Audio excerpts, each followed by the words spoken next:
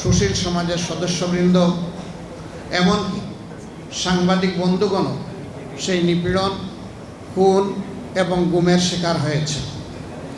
আমাদের আন্দোলন আমরা করেছি এই সব কিছুর বিনিময়ে, কিন্তু ফ্যাসিবাদী সরকারকে আমরা তাড়াতে সক্ষম হইনি।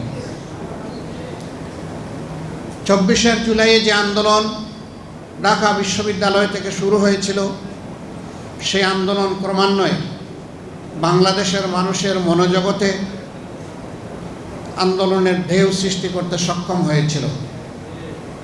এই আন্দোলনে কতজন প্রকৃতপক্ষে শহীদ হয়েছেন আজ পর্যন্ত তার নিখুঁত নির্ভুল তথ্য আমাদের কাছে নেই।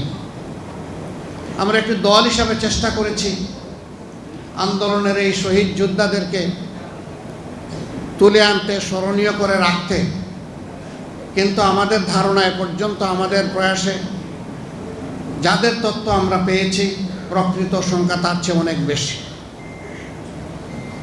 এই আন্দোলনে যে সমস্ত যুবতীরা জীবনের দিকে ফিরে তাকায়নি, যে তরুণরা প্রাণচঞ্চল অবস্থায় ঘর থেকে বের হয়ে এসেছিল, যে আনাসরা মাকে চিঠি লিখে তার জীবনের শেষ নোটিশ জানিয়ে দিয়েছিল, সেই রকমই একজন দুর্বার তরুণ, আন্দোলন এবং বিপ্লবের প্রতীক, বিপ্লবীদের মুখপাত্র, ইনকিলাব মঞ্চের মুখপাত্র, আমাদের প্রিয় শরীফ ওসমান হাদিকে গেল শুক্রবারে প্রকাশ্য দিবালোকে গুলি করে হত্যা করার উদ্দেশ্যে তাকে মারাত্মকভাবে আহত করা হয়েছে। আমরা তার জীবন নিয়ে শঙ্কিত, শুধু শঙ্কিত নই, দারুণভাবে শঙ্কিত।